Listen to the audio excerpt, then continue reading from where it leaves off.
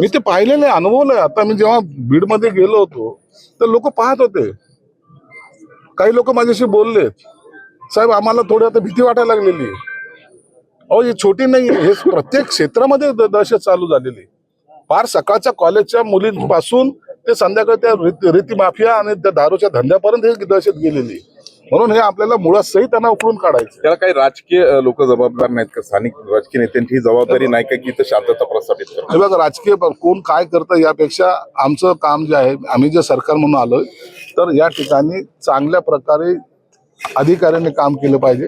राजकीय लोक त्याच टायमाला सर्वजण त्यांच्या पाठीशी उभे राहिले पाहिजे, ही आमची भावना आहे. राहुल गांधी परभणीमध्ये भेटीला आले, मात्र इकडं आले नाहीत. कसं पाहता राहुल गांधींच्या? राहुल गांधी हे आपलं राजकारण करण्यासाठी आले. त्यांना काय करायचंय त्याच्याशी? कोण गेलं आणि कोण राहिलं त्यांच्यापेक्षा त्यांना पुन्हा त्या घटनेचं पुस्तक घेऊन फिरायचंय.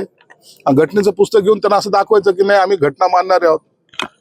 हे ड्रामेबाजी करता येते. त्यांना ना त्या कुटुंबाशी काही घेणं देणं नाही.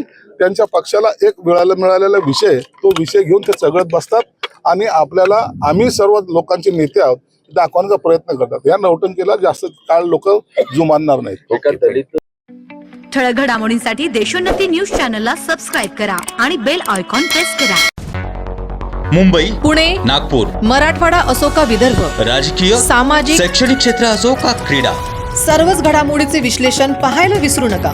फक्त देशोन्नती न्यूजवर.